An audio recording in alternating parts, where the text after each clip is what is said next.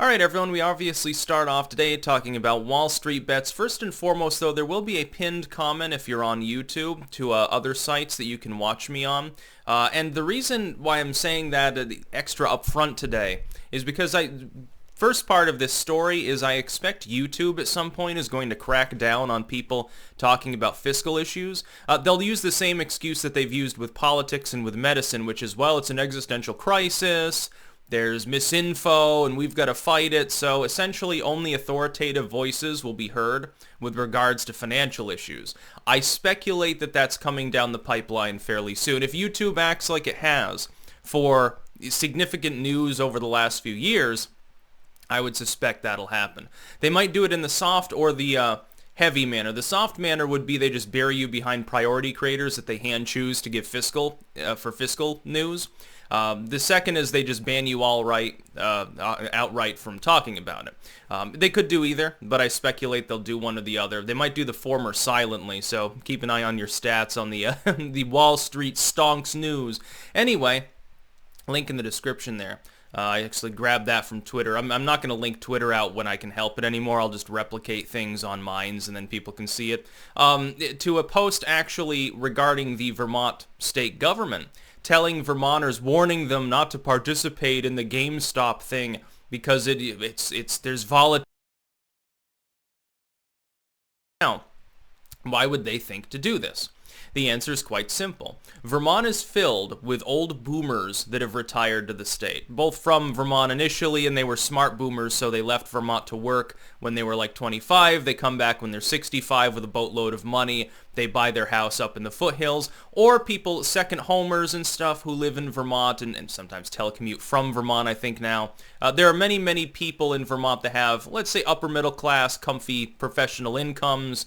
They've got their pension and stuff now, and they've retired, and they have money to fiddle around with. You see, they've got what millennials don't have. And so they like to fiddle around with stocks and 401ks and IRAs and bonds and all of these other exciting things because, you see, they're old now. And no offense to any boomers, but the sort of boomer stereotype, at least as far as boomers that made it in life, which a lot more of them did than any of the people coming after them, is kind of true.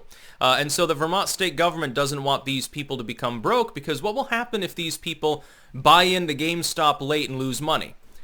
They no longer pay taxes on their second home because they don't have a home. Vermont thrives on second homer income. That's why they would put out such a warning. They don't care about the population, they only care about the fiscal side of things. If a broke person goes out of business, Vermont doesn't give a fucking flying shit about them. If someone with 2 homes or a nice McMansion up in the foothills with 10 acres who goes skiing every year, if they go broke, that's a big problem for the state economy, especially during a recession. Vermont's tourism-based economy right now is non-functioning. Our state is going to need one hell of a federal bailout, and hopefully it doesn't fucking get it. Hopefully they kick our ass and they say, well, you shouldn't have locked down for so long and in such a stupid manner while being a tourist economy. Fuck you. Anyway, then we have big tech cracking down, beyond probably YouTube doing that over the next days. I would speculate that's likely. What they'll say is that if you're supporting the GameStop revolution or anything, you're evil, it's linked to white supremacy, it's misinfo, it probably has Russian ties, so we need to stop you from talking about it, and they'll, again, do that in one of many ways. We already see it happening with Facebook. They've taken down the I think, semi-official group with regards. And then Dorsey's linked to one of those exchanges that now won't let you make certain trades. We've seen Robinhood as a trading app sell out. We see hedge funders going on TV. One of them was literally crying like, oh, I care about things. That's why I hate this. You don't care. You have spent your life manipulating value artificially and pocketing the difference. You don't do any work. You are a parasite in society. That's the whole fucking point. That's the whole thing being addressed here. The stock for GameStop especially was shorted beyond its ability to even exist. More stock was shorted than even physically exists. They were expecting it to just go belly up, which means that they wouldn't have had a problem. The stock, I guess, wouldn't exist anymore, and so they just keep the difference. They get to swindle even their own hedge fund customers. Now they're between a cock and a hard place because they have no choice but to buy the stocks back up at an inflated price. Good riddance. If they're engaging in such behavior, it should already be illegal. And by the way, other news, You already see the politicians angling to try to tax the problem away. You see them trying to sell us a pig in a poke. Everyone's angry at hedge funds right now, and the left and right are united largely in support of what Reddit and 4chan are doing, which is great. Do not begin supporting a transaction tax. That's what Elon Omar and AOC and all these other morons are pushing. That will only hurt the little guy more, because who's going to pay the transaction tax? The hedge fund with billions of dollars in the ear of Congress, or you? The former. That's the whole point. We need less government regulation. Look, regulation and centrality is why the Robinhood app was successfully pressured into locking down the stock trades. Centrality is the reason why the hedge funds are able to exert so much influence. They fly above the law, or they go below the law, and they're not subject to the law. It doesn't matter how many laws you pass, how many taxes, they'll look for a way around it. And they'll figure it out too, because they have the money and they have the legal finesse. They have the lawyers. You don't. Even if you're a working rich, let's say that you're a famous doctor, you make $1 million a year, you're nowhere near a hedge fund owner. You're the sort of person who might buy into a hedge fund, but you certainly don't run one. Did you see what the mooch is doing?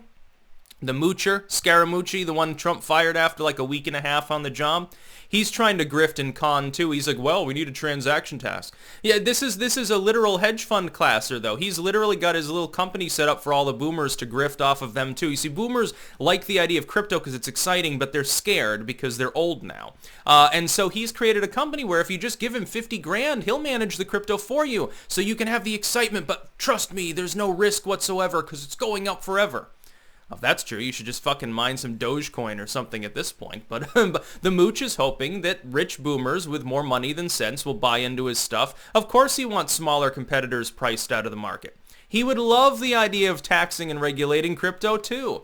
He'll probably be on board with fucking Janet Yellen. Look at Ben Shapiro and all the far leftists right now are crying for more government intervention. That's what created the fucking goddamn problem. The free market for a couple of glorious days there was fixing it. And because of the wide availability of trading apps, it's still doing it despite their best efforts. You can look for further crackdowns. You can look for more pandering from the U.S. neoliberals and from the far left, from the Geek Squad, the Gang of Four, and so forth.